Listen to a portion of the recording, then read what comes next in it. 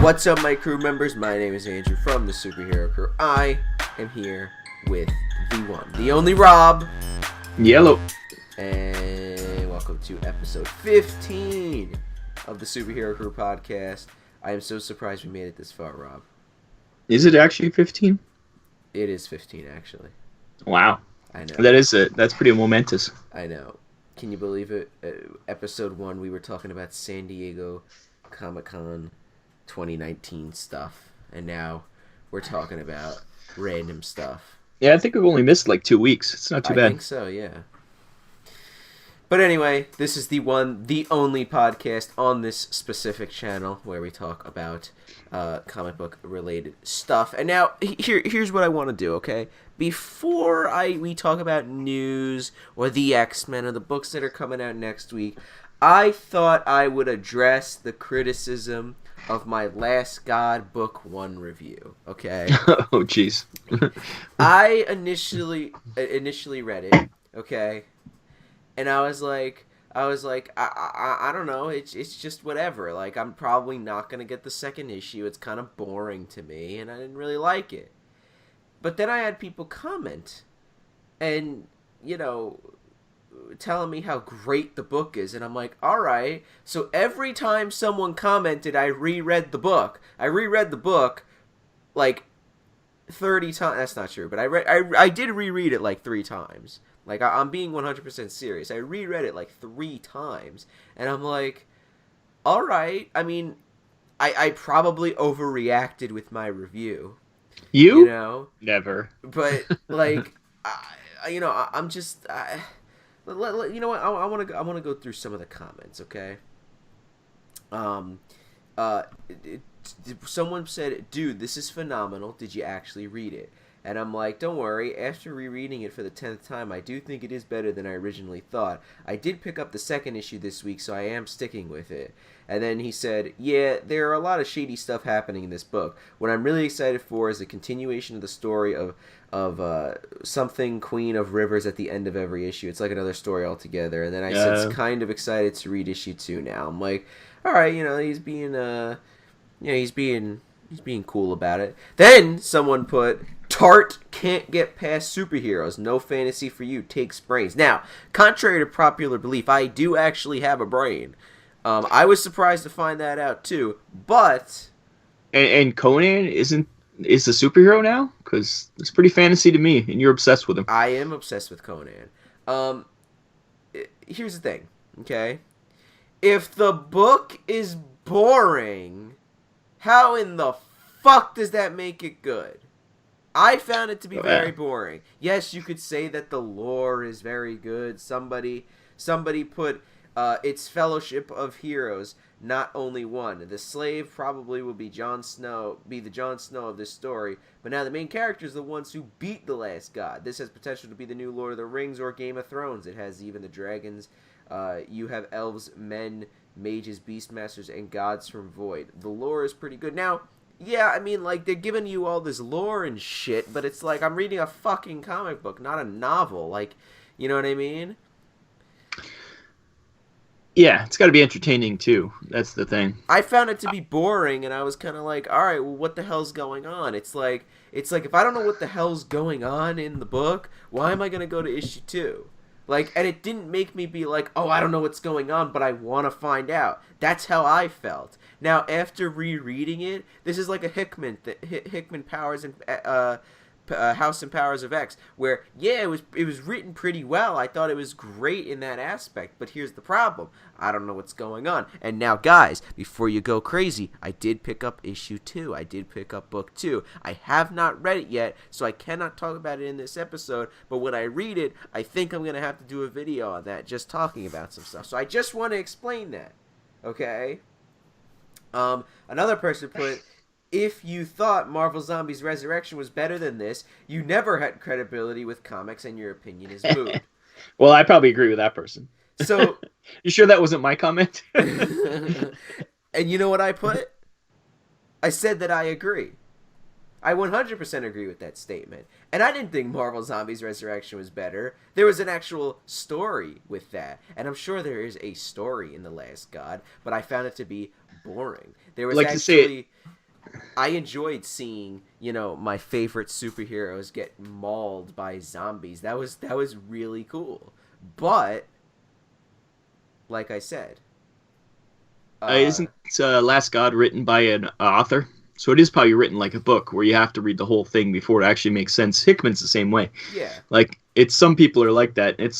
But I think for a first issue for an unknown quantity, you have to make it like worth reading. Like you have to make it something to hook you in. If there's nothing to hook you in, then you're just relying on potential. And for that price, potential that's pretty expensive to really rely on potential. Hey, wait a minute. You writing the comment right now complaining. Before you continue writing, I need to reiterate my statement.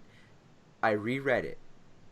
I thought that the writing was good, but it just felt boring to me, like nothing was going on. Now, that's not to say that issue 2 is probably like fucking crazy or something, but the thing is that it didn't really give me any reason to read the issue 2 and really any push to read issue 2. That was my problem with it. Like, it was written well, it seemed interesting, the art was great, but it just felt boring. Yeah, no hook. That's the thing. Yeah, and that's where I stand right now. And I feel like that once it's collected in trade, it'll probably read a lot better. You know what I mean? It might be worth just keeping those comics off to the side and then reading them all in one chunk. Exactly. Some are like that. I think, especially for miniseries, I find that they write them like a novel instead of like a series. At least a series, the first issue has to hook you in. Otherwise, nobody's going to keep reading the book. But these prestige things, people tend to. It's already all written, so they have their whole idea in mind, and they don't see the fact that hey, the first issue really doesn't have anything going on. And sure, it sets it up for the second issue. But you have to get through that first issue to get to the, Yeah. And I'm sure there's a huge drop-off. Yeah. I found it to be like around the middle of the issue, it to be a little boring. Wait, Coach! Yes? Come here for a sec. We're getting a special appearance by Coach. Coach, I want you to come here for a second. Come hither, okay? I want to know what you thought about The Last God, Book 1. It was awesome. You thought it was awesome? Mm-hmm. Why is that? Because if you've ever read fantasy novels, kind of like if you read, everybody's the new thing is, J.R.R. Martin. But if you've read like Robert Jordan, Terry Brooks, or even like Raymond Feist, like real fantasy novels. It's a background and stuff like that, and it was put in comic form. But on all the other stuff that they put in the background with the maps and things like that, that's what made it special. Now I haven't read issue 2 yet, but I think I think 1 was a good start to it. Okay. Now, the thing that because I was just talking about the criticism that I got for my review of Book Wrong. Yeah, I agree. I overreacted, but after rereading it, I'm like, okay, I could see what's going on. I found it like around the middle to be like a little boring, and I was kind of like, what the hell's going on? But I think that it probably will read better in trade when it's collected. Yeah. Because you're reading it all in one shot instead of month to month. Mm-hmm. I'm going to have to reread issue 1 because I forgot what happened in the last issue. Yeah, but it was good, so you should read it again. So that's that. So, okay, you can leave now. Or maybe bye. Rob said bye. Okay. So that means you have to leave. All right, well, I gotta get ready for tomorrow anyway. Okay. Anyway, so that's what I want to say. Like I said, my opinion has kind of changed. I don't think it was horrible, but if you read The Last God, Book 1, just let me know what you thought down in the comments below. Let me know what you think, and don't be a what's the word I'm looking for? Asshole about it. Just give me your opinion about it. And I'm not saying the people that commented on the video are assholes. I'm just saying just comment down below. Don't dislike the video. Be a dick. Just comment down below and let me know what you thought about The Last God Book 1. Or, I'm sorry, Book 1 of the Felspire Chronicles Chapter 1. Let me know what you thought down in the comments below, and we can talk about it down there because, well, you know. So there's 5 likes and 5 dislikes on that video. I'm proud of that. I am proud of that. That's funny. Anyway, sorry, Rob. I needed to get that out and explain everything. I think I might do it after reading book 2. I didn't read book 2. That came out this week, but I didn't read it yet. That's the one book I didn't read this week yet. But, you know, fuck. Anyway, all right. So, yeah, Rob. That's that. You're a very angry young man. I am. Anyway. All right, let's talk about the news. X-Men. Oh, yes. Oh, and another thing. Jeez. Hold on. We had someone comment about the X-Men and how you know I didn't have because I didn't like the X-Men and that that because I thought that that the X-Men were oversaturated. Like that was my only reason why I don't like the X-Men. It's like no, like I'm not the only one. From what I've read, Rob, you also kind of agree with me, at least from the stuff that I read. Come on, like House and Power. You go over the top. Well, I know, but that's you just, offend me as an X-Men fan. That's just my character. But I mean, all right, House of Powers of X, like that was kind of like a what the fuck series that led into all these X-Men books. Yeah, it was a long prequel that really didn't go anywhere that you could have told in one issue. Exactly. I agree 100% with that. Exactly. X-Men #1. I thought the writing in that was shit. It is terrible. Okay. And X-Men #2 is worse. Ooh. That was last week. It was just so bad. It wasn't the writing. It's not the writing that's bad. It's the dialogue that Hickman... But... We'll talk about something later that he wrote that the dialogue was great in. So I don't know what it is. I think he has an idea for these characters, and it's just not coming through. Yeah. But yeah, I think the storyline's great. Like it's interesting. It does remind me a lot of Avengers storylines instead of X-Men. X-Men was always more about the family, not the big storyline. Mm-hmm. And all the worst ones were always about the big storyline. Yeah. But this one seems to be much more of a... It reminds me of... Well, Hickman wrote Avengers for a while there, so it does remind... Hickman's much more of that kind of feel. Mm-hmm. And it doesn't quite jive with me either, but... And there's some series I really like and some I don't like. But generally, it's like any other X-Men group. There's some that are good, some that are bad. I think just that the hype around it is so huge, and some people fall into the hype and refuse to say anything bad about it just because it is like it's a #1 seller. The 4th edition was like #4 on the best selling list of like I think it was House of X #4 was like sold gangbusters. So the whole thing is very successful for Marvel, which is good for them. Right. But yeah, some people get in on the hype where I'm looking at it like an old X-Men fan, and it's just like, well, it's just another X-Men series. Yeah. Some's good, some's bad. Yeah. Now, here's what I want to do really quick, okay? Let's compare X-Men and Conan, okay? Here's the thing.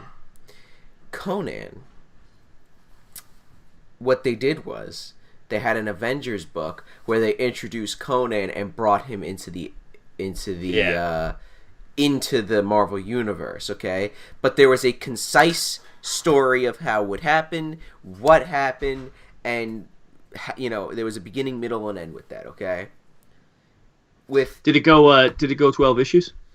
It went 10 issues, actually. No, but like that, I mean just where they introduce him. Where like that one time where he just comes to the future, did it last 12 issues of him just showing up in the future? Well, it was... well... It wasn't just one long preview? No. It wasn't just a prologue to the story? It was an actual story? See, the thing is, Powers in House is just 12 issues of the beginning. Yeah, it's a prologue. It's a 12-issue prologue, yeah. But the Avengers book had a beginning, middle, and end, and it you know, folded Conan into the Marvel Universe so that he can have stories in the Marvel Universe. You know what I mean? And then we have all these books, which are good, except Age of Conan. But, you know, House and Powers of X doesn't make me want to read X-Men, because if I look and I'm like, there's all these X-Men books, and it literally set Powers and House set up all of the books. So it's not like it's only setting up the X-Men book. So it's like, okay, you could just read the X-Men book. No, it sets up all the books so that it's like, oh, it makes you want to read the other books. It literally even shows a reading order at the end of the issue that says this issue, this issue, this issue, this issue of each series. So it makes it seem that like you have to read it. With Conan, you don't have to read any. Well, you could basically read one or the other. Same with this one, really, but you don't know that. But having read them, the only ones you have to read, I think, are X-Men and X-Force. I think the rest are all just extra. But X-Force is definitely like the number one book. X-Men seems to have like a lot going on. Yeah. But the rest are all just side books. You don't have to read any of the other ones. Yeah. You might miss some of the story when it comes back around, which always happens. That's why, like, well, even in the New Mutants book that's out this week, there's things I'm like, I have no idea what happened, because this all happened in like the Avengers and stuff when Cannonball and Richter were in it. Yeah. Or not Richter, Sunspot. So I'm like, I have no idea what these characters, where they are right now, but okay. For some reason, Cannonball's married to one of the Shi'ar people, like what are they called? The superheroes in the Shi'ar, I forget what they're called. Anyways. He's married to her. I don't know where that happened. I never read that comic book. It wasn't an X-Men comic book, I don't think. But, so things like that, where it's just like, well, you just have to take it. You don't have to know everything, but yeah. But and then somebody was saying how like you know, the only thing I'm saying about the X-Men is how they're oversaturating, and I'm like, the only reason why I keep mentioning it is because that's my biggest gripe with it, probably, is how they're oversaturating it. They are oversaturating. There's so much shit, and it's like, that's my main reason. That's why I bring it up a lot. But my other reason is why I don't like the X-Men right now is because Powers and House was just a prologue, an advertising like campaign just to have you read 6 X-Men books. That's not what Avengers No Road Home was when they introduced Conan, you know? And also they usually it's an Omega issue or an Alpha issue that they put out. And it's one issue and it sets up all these series. This time it's 12 issues to set up. That's deconstructed storytelling to the utmost. Like, it's way too much. But I'm like, it's fine. Like, you have to. That's the thing. Also, you have to read that. You have to read Dawn and House of X. Yeah. I mean, House and Powers of X, because if you don't read that, you have no idea what's going on in the current books. Exactly. So it's also required reading, which is tough for 12 issues. But after a year, after this all smooths out, I think it'll be back to normal. You know, and this big hype will drop off. All the people who are reading it just because of the hype will leave, and it'll just be X-Men again. Yeah. I can't see it bringing right now it's bringing in lots of new readers, but I think a lot of them will just be like, oh, this is just X-Men. Yeah. Because that's all it is. There's nothing special about it. Like, it's not particularly different. It's just a lot of hype. A lot of hype around these books. So, yeah. There's something else I was going to say. I forget now. About, I can't remember what it was. Yeah, but so far, it's, about the oversaturation. I love the X-Men, but I only have a certain amount of money every month to spend on comic books. This is a lot of comic books, and it's going to be even more. Like, it's literally like hundreds of dollars a month now for comic books. For just That's X-Men. too much. Yeah, it's too much. It's ridiculous. So anybody who's saying, it's not overexposed, it's not about overexposure. It's just about flooding the market. Yeah. And they're just hoping that enough people buy all these comic books that they'll increase their bottom line. But it's hardly sustainable. Like, I don't know any kids who can afford to do this. I have a job and barely can afford to do this. It's a lot of money. Yeah. And let alone all the other comic books I like to read. I'm not just reading X-Men comic books. So yeah, it is. I think oversaturation is the wrong word. I think it's it's just over. They're flooding the market. Similar idea, but it's not oversaturation of story. I like the amount of story that's coming out, but it's just, at like $4 a pop. It's or more. It's quite expensive. Yeah. But that's pretty much what I wanted to say, because people were saying, a lot of people actually were agreeing with me on my X-Men rant. So some people were saying how they were disagreeing with me and saying how, like, oh well, all I'm saying is that they're oversaturating the market, and I'm like, well, yeah, but that's my main gripe. But also then again, it's like I don't want to repeat myself, but it's just. But yeah, you can't really say they're not like putting too many books out. Yeah, it's not about how much story you want to read. It's about how much you can read. Like yeah. It's a lot of stuff coming out. When there's 2 or 3 X-Men books a week coming out, that's a pretty penny. Yeah. Like, I guess if you that's all you're spending your money on, that's fine. Like, but in today's world, I have a lot of things to spend my money on. Mm-hmm. There is giant robots to buy. There is books. There is toys. There's miniature games. There's too much stuff. So yeah, it's hard. I only really read all of them still because of the show, because I think there would be some I would drop, and I'll probably talk about one of them later. So Uh-oh. Yes. Oh boy, I'm excited. Well, anyway, speaking of more X-Men books, we get Giant Size X-Men, Rob. Yes, we've already talked about Giant Size X-Men, Emma Frost and Jean Grey. Yes. And the next one is Giant Size X-Men and Magneto, which Magneto's one of my favorite characters, if not my favorite character. So I'm excited about it. It is written by Hickman, which he has a vision for Magneto. And I think his writing probably fits to Magneto a little bit better than the other people, because he's a bit more cold. Like, when Hickman tries to write, like, witty dialogue, I find it fails. But hopefully for Magneto, it's a little bit, he's a bit more stern, and it might work better for his writing style. But yeah, it's these giant-sized books. At least we found out there's only going to be 5 of them. It is a sort of a mini-series. And they're all one-shots kind of things, yeah, right? I can almost guess it would be Sinister, Apocalypse, because we have Emma and Jean. Yeah, who else? Cyclops, maybe? Although Cyclops is pretty much, that's what X-Men is his spotlight, so it might be somebody else. Yeah.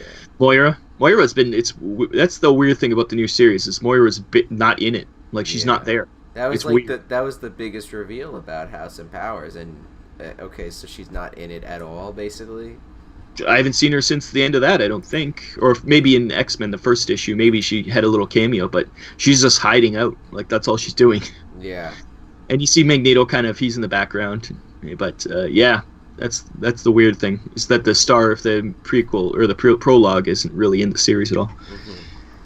Well, that's weird. But you know what? These giant-size X-Men one-shots, Rob, are you going to be getting these one-shots? Obviously, come on. Okay. Yeah. Also, the art's by the guy who did the Ultimate X-Men, which I never read Ultimates because it wasn't really X-Men, but the art was always nice. I always looked at the art and said, hey, that's pretty good art. So yeah. It is, what is it? Ben Oliver, I think it is. So that's cool. Yeah. The cover's cool. Magneto looks really cool in it. Yeah. I do like his white uniform. Yeah, his white uniform's badass. So there you go. But anyway, all right. Well, speaking of X-Men, let's talk about the X-Men books that came out this week. So, what X-Men books did come out this week? There was like one book, right? That came out one X-Men book that came out. Yeah. I wish. No, there's 3. Oh, 3. Yes, it was Fallen Angels 2, New Mutants 2, and X-Force number 2. Should I start with the good or the bad? What should I start with? Let's start with the good. The good, the really good, or just the okay? Let's go. No, yeah, let's go with your favorite to your least favorite. That's what we'll do. Amazingly, my favorite is X-Force by far. Oh, wow. Yeah, this is taken over as the best of the X-Men books right now, I think. Wow. The last issue, Professor X got shot in the head. But more importantly, that's what's really cool. This issue is that it wasn't that he was killed, because hey, you can just resurrect him. It was that Cerebro was destroyed, and that had all the X-Men's backups in it. So now they're trying to recover the backups from the helmet. It doesn't matter that Professor X is dead, which I thought is a neat idea. That you can always resurrect a person, but if you don't have the backups, you can't do it. But Professor X did have something ready just in case this happened, but Beast is trying to activate the backups in this whole issue. And it's kind of they're tracking down this group that did it. and so Jean is trying to get psychic stuff from these people, and they're finding out that they're almost like the Reavers, who are like cybernetic, but these guys are biologically have their bodies changed, so they have like bones in their arms that could be used as weapons, and their ears had like wires in them that they could garrote people with, and it's a weird stuff. Like they're all like cyborgs, but biological cyborgs.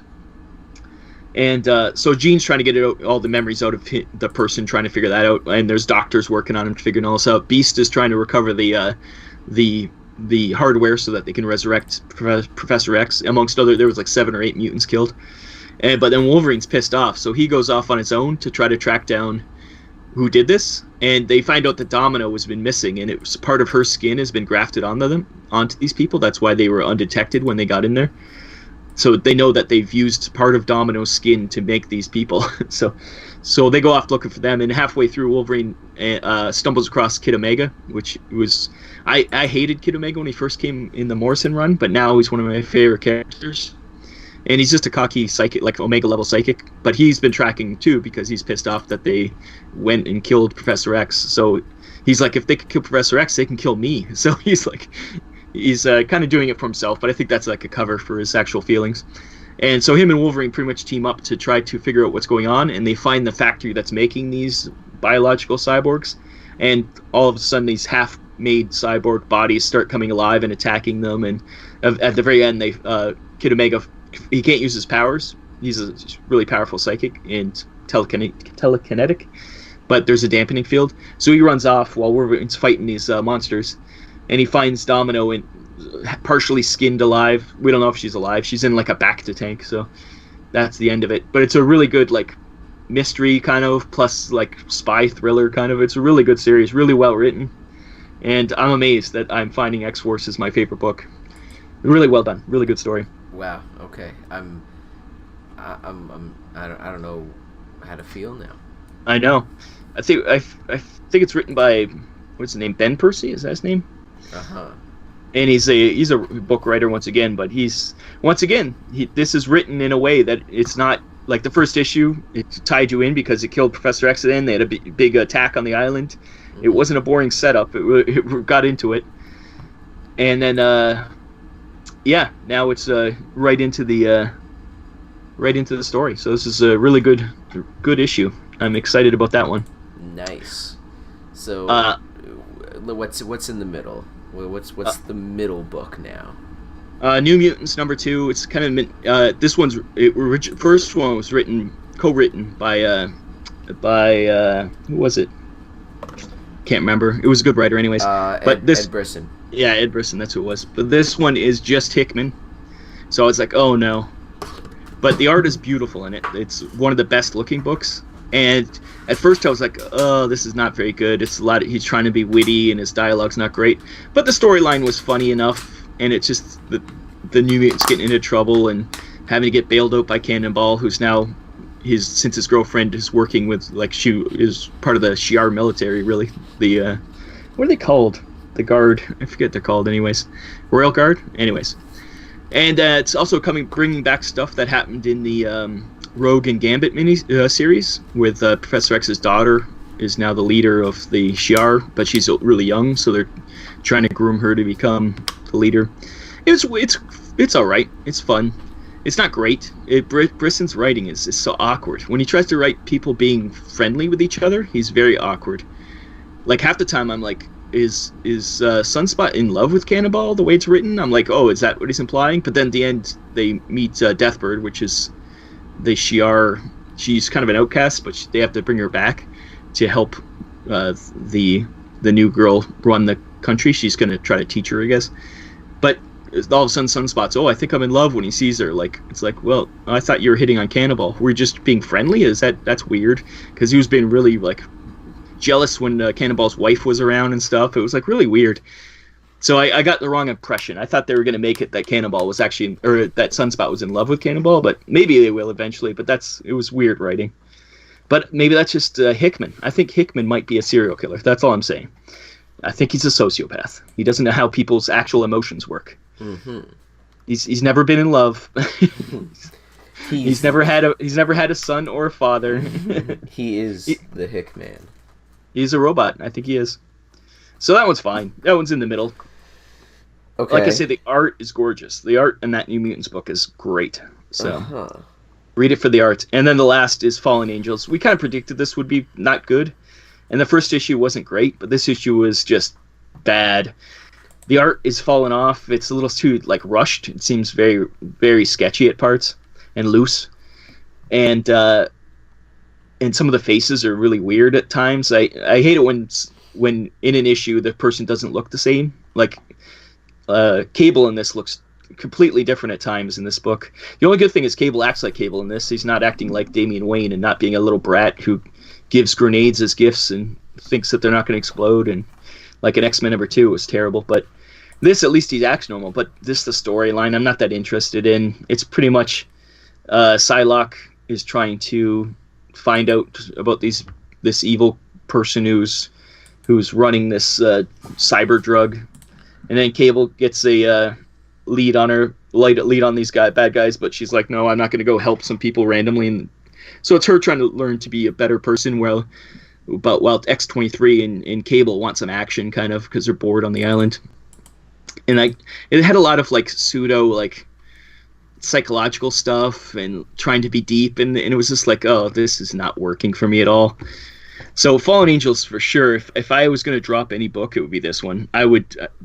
To me, it doesn't look like it's going to matter to anything, so I could easily drop it. So are you dropping? No, I'll probably keep reading. Okay. It's just not good though. Yeah. We'll see. I wish it was. If it was a miniseries, that'd be fine because it would come to an end. But as is now, I'm like, maybe at the end of this like storyline, maybe I'll drop it. But right now, I'll stick with it. But if it doesn't get better, I'm not going to be happy about it. As bad as X-Men is, at least I like the story. Like I see it going somewhere. This one, I just don't like the story. I don't like where it's going. I don't like the way it's written. Everything's not working. The art wasn't great, so nothing's working for me on this book. So that's the one that I'm really not good. But if somebody's liking Fallen Angels, please let me know, because I want to know why you like this book. And if you think that the New Mutants was not strange, that they were acting normal, they weren't acting bad, but they were. At least they were acting like themselves, unlike the X-Men book. The New Mutants actually seemed like the New Mutants, at least in it. Even if Sunspot was like falling in love with his best friend, it seemed like. Maybe he is, maybe he isn't. I don't know. But yes, so it was an up and down week. But X-Force, I'm surprised how much I'm loving that book. It's like a real comic book. It's well written, well drawn. I love the characters. It's strange. Everybody acts like they should. Mm-hmm. Well, that's always good. Yeah. Now, what else did you get? So I know you got Venom 20, which we don't have to talk about that. But it's so funny how it's a tie-in to Absolute Carnage, even though the main book ended. Yeah. Well, I refuse to read anything with a symbiote in it if I can help it. Sometimes they trick me. I did get a bunch of Image books, but I haven't read them yet. And the only other one I read was Transformers Galaxies #3, which finally came out. Finally. And what'd you think about that? It was a flashback, and it pretty much told why the Constructicons ended up on this planet, away from everybody else. Everybody pretty much is scared of them, that they're going to go wild and start destroying things. So they were helpful. They helped rebuild the city, but they sent them away because they're afraid of them, pretty much. Yeah. And the Constructicons are pretty simple. Like they don't seem like bad guys. They're just they're not smart enough to know what their situation is. So they're falling to whatever force it is when they combine. There's another force they feel that kind of takes control of them, that's full of rage, and they're kind of falling into that controlling them, I think, which is, it seems to be in the first 2 issues especially, you can see them be a lot, in this they're a lot less angry, but in those ones they're fighting amongst each other, and you can see that something's corrupting them. So it's a neat little story. I don't know where it takes place in the regular Transformers book, if this is in the new continuity or the old continuity. It seems like it's in the old continuity from what I'm reading, but maybe it's a new one. They mention Megatron as a minor, which I don't know if in the new book he is a minor, but he was in the old series, so I'm not sure about that. So it confuses me where it's supposed to take place, but as a story, I think it's pretty good. Well, here's the thing. I believe that this new, a bold new era like thing on the banner on the top is the new universe. Yeah, So I that's can see it fitting. this, and then the regular Transformers book. You know. But they mention like things getting destroyed. Nothing's been destroyed. Yeah, I don't know. That's well, you know what? That's the problem with it being, two separate writers. Yeah. Doing it like that. But the next issue, right, is gonna be the last issue. Mm-hmm. The next issue, issue 5. It says Cliff Jumper is the focus of Transformers Galaxies issue 5 through 6 beginning in January 2020. Now I don't. So it's know not Transformers Galaxies. Is just the overarching like. That's interesting. So I guess it's like an anthology, like couple of arc things. Yeah. Now I don't know who Cliff. Well, is. Conan, Age of Conan, same idea. Yes, but instead of doing miniseries, it's they're doing it that way. I am a Transformers noob. Okay, I don't consider myself really a fan yet. I mean, I'm reading the book and I enjoy both series, and I know I'm trying to get more into Transformers and stuff like that. They don't give you a lot of. They expect you to have read a lot of Transformers books before this. Yeah. You don't know who. Like, if you don't know who the Transformers are, you don't know who the Constructicons are, or you don't. There's a lot of that stuff where you wouldn't know that they're, in the original series, they're bad guys. Like, I mean, I knew who, I knew who the Constructicons and Devastator were. Just because, I've known that, Yeah, I know just from the zeitgeist, yeah. Yeah, but, Well, the next one's going to be really confusing to you, because, Cliff Jumper is pretty much the red Bumblebee. The toy was... I'm literally looking at that right now. Yeah, that's what the toy was originally, yeah. Yeah. And he's just, I think in the original IDW series, he got killed pretty early on, so nice. I guess he's back with this one. So, yeah, Cliff Jumper, I'm not crazy. Like, at least I like Devastator. I have the toy. It's cool. Cliff Jumper, it better be a good story. Otherwise, I have no reason to read that one. Yeah. But this one's been good so far, so yeah, I think it's really well. I think it's interesting that how they're gonna be doing this, like as like an anthology type thing, where it's like every couple issues is like a like a thing like that. Like Savage Sword of Conan was kind of like that. I think that's gonna be interesting, but yeah, I'm kind of excited for that. Yeah. Cliff Jumper. Yeah, that's the only problem. I'm like, why do I have any reason to care about Cliff Jumper?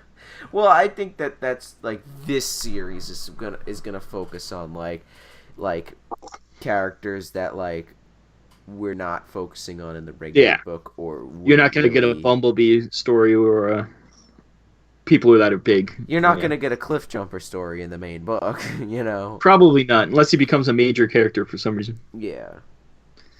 If this series feels like it took place a long time before the current series, maybe it's just after the war they talk about.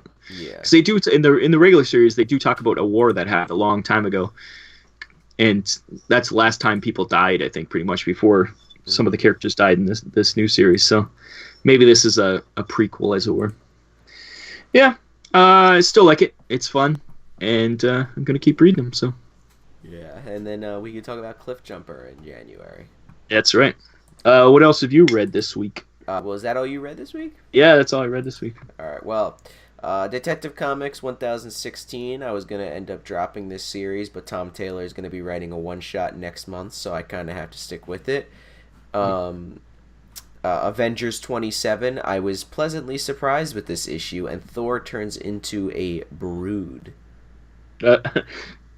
Does it stick, or does he just overpower it? I no, he starts at the end. He's about to fight Cap. So, Storm once got turned into a brood, and she was able to reassert herself and get rid of the brood inside of her. So I assume Thor will have the same ability. Oh yeah, he will definitely 100% not be a brood in the next 2 issues. Red Hood Outlaw 40 came out. Very good, because it's been up and down with this series. I like Scott Lobdell has made me like Red Hood as a character and Jason Todd, which is surprising, but I think I say this every time this goddamn book comes out, but finally he found Bizarro and Artemis, and then Bizarro just punches him and he's like, oh, what? And then the issue ends and I was like, what? So didn't really make any sense, but I'm still sticking with it. I have a feeling that that's going to be over by issue 45. There's nothing that it can... I don't see any way that it can continue. At the very most, it's got to end by issue 50. I don't want it to, but I don't know where the hell Scott Lobdell is going to make this go. Tales from the Dark Multiverse Infinite Crisis. My favorite one out of all of them. Do you remember back in the day when Maxwell Lord killed Blue Beetle? Is that why Wonder Woman snapped his neck? Yes. Okay, yeah. In this, Blue Beetle shoots Maxwell Lord in the face, and then combines himself with Brother Eye, and then kills all the heroes. Yeah, as you do. Blue Beetle is known to be a psychopath. So. This was a really good book. This was my favorite one out of all of them. I think it says something about you, which all your favorite books are when all the heroes get killed. No, it was just because I remember reading that back in the day, and I remember, Blue Beetle dying and Wonder Woman snapping Maxwell Lord's neck, and I'm like, it's kind of nostalgic for me, that... just seeing this again, is interesting. But the weird thing is that Tempest Fuganot, who's basically the Watcher of the DC universe, because that's literally how it starts. He's like, "Hey, what's up, guys? I'm Tempest Fuganot, and you're watching the Dark Multiverse." And then he goes into. Then they do a bunch of stunts, and one of them breaks their ankle. Pretty much. and then he goes into. He goes into the Dark Multiverse and then starts showing shit. But he talks about he's like, yeah, there were many crises, and I'm like, oh god, what are you doing? And then it's like, oh yeah, and there's a crisis coming. I'm like, god damn it, we're gonna get another goddamn crisis again. Oh, you think that's a premonition of what's coming? Without a doubt, we're getting a crisis. Without a doubt, probably gonna be written by Bendis. Anyway, Ghost Spider #4.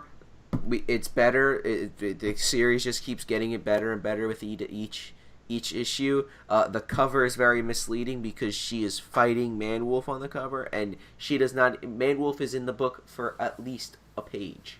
No, I'm sorry, at most a page. So, and also, the Jackal goes to Spider-Gwen's Earth 65 and is like, I'm ready. It's like, ready for what? It's kind of weird. Invisible Woman 5, it's over and it's really damn good. That's all I have to say. It stuck the landing. It was good enough. It really did. It really did. Because you were afraid every issue that it was just going to drop off. I know, and I'm really happy to say that it was really, really good. And if people listening, and maybe even you, Rob, if it comes out in trade, you got to get it. Well, that's a good thing about Marvel. Everything comes out in trade. Of course. If they can sell it, it'll be out. It's probably out next week. Yeah. Punisher 2099 #1. That had Punisher 2099 in it for a couple pages, and it really just was. It was all right. It was kind of boring.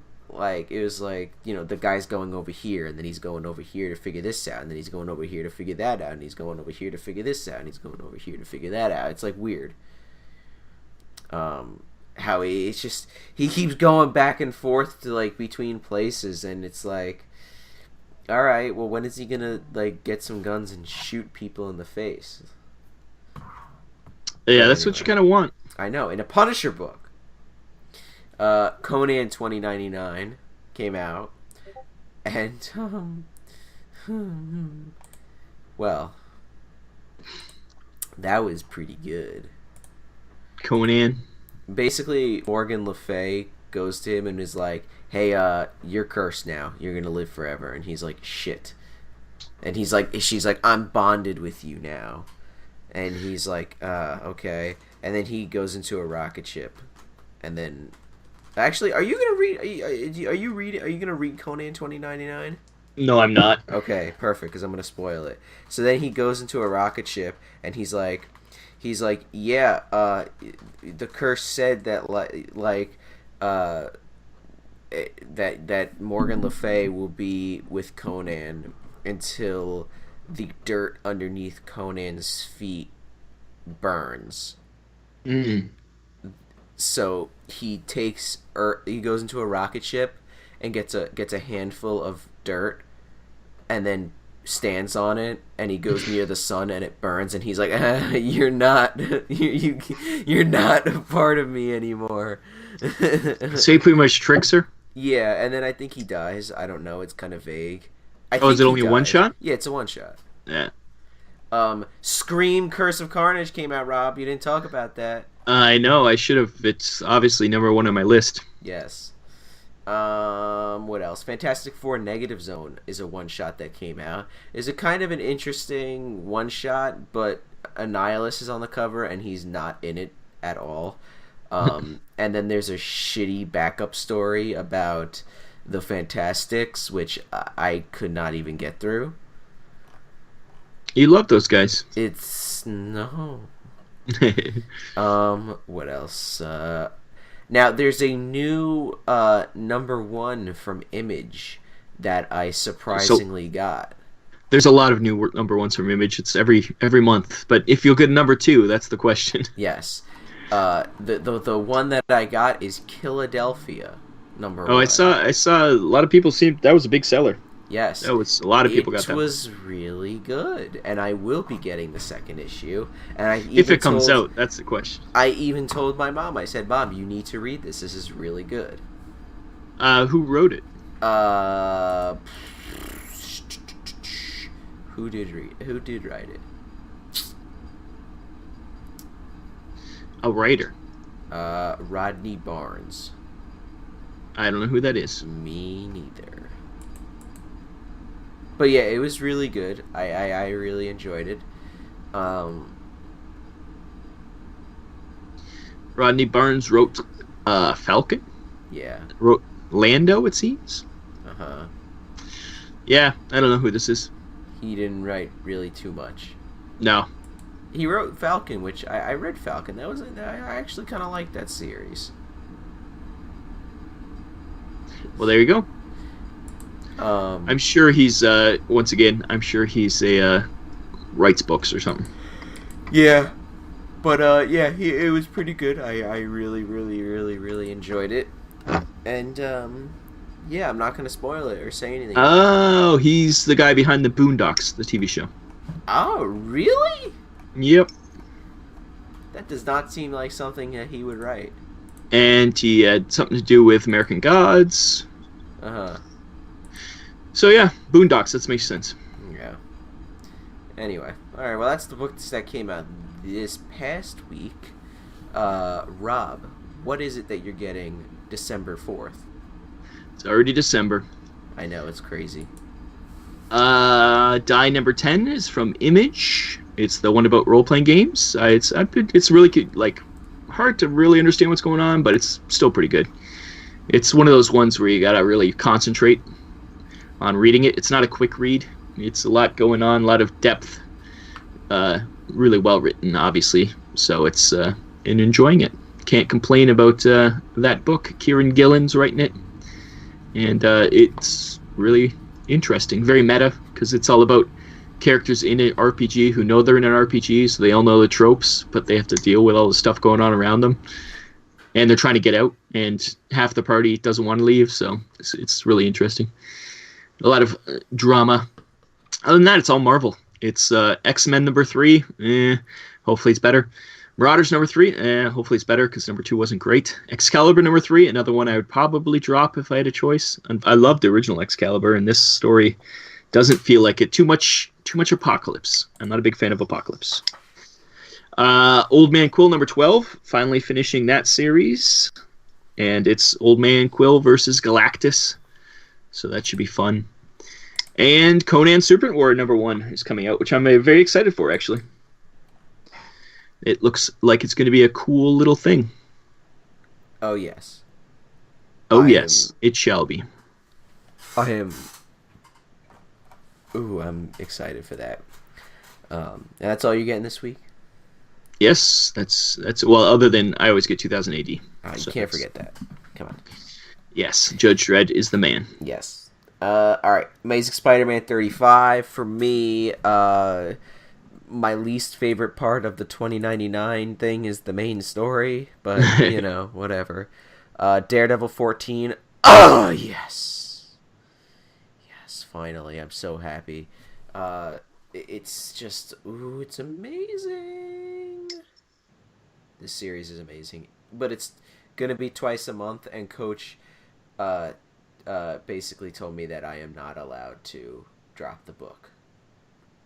Oh no, it's too good to drop. It is too good to drop. What else? Savage Avengers number 8. Conan is going to go head to head with Doom. Speaking of Doom, Doctor Doom number 3, he's going to hell because he gets killed, and he's got a... It's not the first time he's been there. Yeah, that's true. And he's got to fight Mephisto. Again. Probably not the first time he's fought him either. Exactly. Rob, Venom 2099 number 1. Why is Venom in everything? I don't know why they do this shit. Ghost Rider 2099 number 1. You know, the 2099 stuff, I'm getting all of them. All the 2099 galore. What about this Annihilation Scourge issues? Nah, I'm waiting for the trade for that. I'm just going to wait. Yeah. Or not even bother. I don't even know. But hear about it. Yeah. Something that's interesting is a one-shot, another one of these 80th anniversary Marvel one-shots called Thor the Worthy. And Walt Simon... is it Walt Simonson? What's that guy's name? Yeah, it's Walt Simonson. Is he coming back, or is it somebody? I don't know. Somebody was coming back. Yeah, it's Walter Simonson. Yes. Yes, Walter Simonson is coming back to do some Thor, which is interesting because I think he created Beta Ray Bill, right? That was his run. Yep. Yes. Yep. And I love Beta Ray Bill. So it reminds me of the Claremont one with the New Mutants and stuff. It seems like for the anniversary, they're bringing back the original writers, with all the best writers, to do another shot. Yep. That's fun. Yep. What else? Conan Serpent War, like you said, I'm extremely excited for that. Are you going to get True Believers Conan Serpent War number 0? Maybe. I think it's a reprint of an old Conan book, which is kind of cool. Yeah, I have some of those True Believers, the reprints. I have like his first appearance and stuff like that, like Conan the Barbarian number 1, and some early Conan issues that were reprinted and stuff like that, which is pretty cool. I like when they do that because I'm never gonna read. Well, this one looks cool. Barbarian number 1. This is reprinting Supernatural Thrillers from 1973, number 3. And it's only $1 too. Might as well. It's called Valley of the Worm, and it's got Conan on the cover. It's pretty cool looking too. I like the old art. So yeah, I would. This looks really awesome, actually. I guess I know what else you're getting. It looks like it'd be a cool poster, actually. Well, I mean, it is only $1. Yeah. That's the how the True Believers things are. Yeah, they're good for that. It's good when something comes up and you need some backstory. It's cool that they're doing that. That they once again well, I was gonna say it's a money grab, but they're only selling it for $1. I doubt it. It can't be much cheaper to print than $1. Yeah. It probably costs that just to reprint the damn thing. So they're not making crazy money on those, but still fun. Yeah. But yeah, that's pretty much all I'm getting this week. I don't think there's anything else to talk about. No, I think that covers it. We like the interaction, and even if Andrew yells at you and calls you names, we still like you interacting. Well, guys, I really want to know what you guys think about the whole X-Men, Last God stuff. Do you disagree with us? Do you agree with us? If you disagree, explain why you disagree. And if you agree, explain why you agree, because I want to know. And refrain from calling Andrew a tart because he enjoys it too much. Exactly. Do you not understand how happy I was? He sent me a message, and he was so overjoyed that he got called a tart. I was like, yes, I did it. I made it. That means I made it. Yes, so, yeah, be civil. Even if Andrew isn't, you could be civil in the comments. Oh, man. Anyway. And he's just joking, people. He loves everything. Am I? You love everything. I saw your collection of Venom comic books. Whoa. Okay, that's now you're just going too far now. He does collect the Mary Jane series, though. That's not a joke. No. That's listen. You know my weakness to the dollar bin, and that's not even even dollar bin worthy. Wait till the trades are in the dollar bin, then you'll get those. If the Amazing Mary Jane trade paperback is in the dollar bin, and if it's literally just $1 for her trade paperback, that is the only time you'll get it just to review it. No, that I might consider to maybe possibly get it. I think there should be a GoFundMe to have a Patreon goal that people have to give money, and you'll be forced to read these comic books. I think that'd be hilarious. Jesus. No, because that's the future, people. If you like that idea, comment below. I doubt anybody's gonna comment below. I think it's funny when you rant.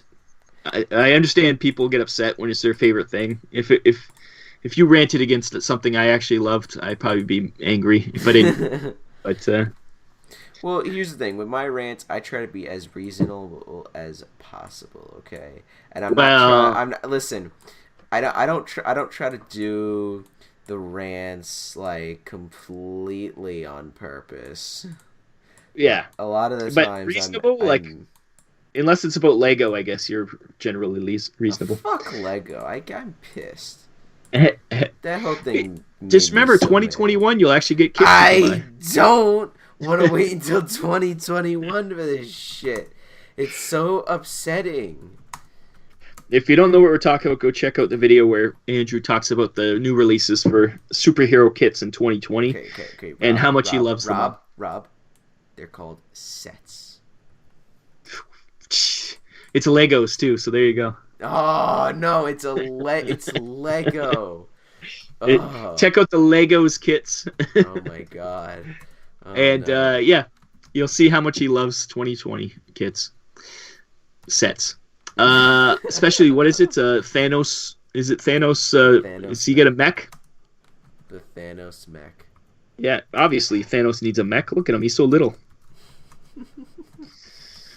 Well, it's just like Spider-Man needs a car, I guess. The same idea. Well, the spider buggy is a thing, so. I know it never made sense though, even in the comic books.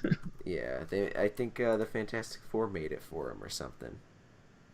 I guess you get tired squirting all that goo out of you. Although he has mechanical ones in the comic books, yeah. So maybe he runs out of fluid. You'd have to have like tanks of fluid to go across country. Yeah, and then he's got to drive a car. Yeah, sorry, a buggy. I guess Peter doesn't have a car. He doesn't really need one. He lives in New York City, so. That's true. Like actual New York City. Yeah. You live in sort of New York City. Sort of. I just like to say when people ask me where I'm from, I'm like, oh, I'm from New York. It's like, you live in the city? No, I'm in New York. It's just I'm on Long Island though. Yeah. Close though. It's not. Close. You can see it sort of if you get the right angle. That's like saying, hey, where's Adepticon? Oh, it's in Chicago. It's true. They do that a lot for conventions. It's never really where it is. Oh, but now it's in Schaumburg. Schaumburg, Illinois. Schaumburg. We're just going off topic now, though. Yeah, well, that's the best part about the podcast, right? People pay for the off-topic comments. Exactly. Well, I don't monetize these, but. Oh, but you forgot to mention your what's happening at your comic book store. Are you talking about All Star Comics and Collectibles in Lindenhurst, New York? No, I wasn't actually, but you can talk about that one too, I guess. Oh, okay. Well, All Star Comics and Collectibles in Lindenhurst, New York, my local comic shop. Yeah, let's say that they sponsored this this podcast. Well, they don't. They pay your wages, so that counts. Although you give all them the money back to buy true. trade paperbacks. So. That is true. Great store. If you're in I'm sorry, not in. I hate. If you're on Long Island, come on down to All Star Comics and Collectibles. I'll have the information in the description. We're gonna try to get an Instagram going for that. We'll post some stuff. We had a bunch of shit go on, but we got a bunch of stuff. And you had your Black Friday deals last week, so yes, and it's. I'm sure it'll continue on. Yes, and listen. We always try to give some good deals. We don't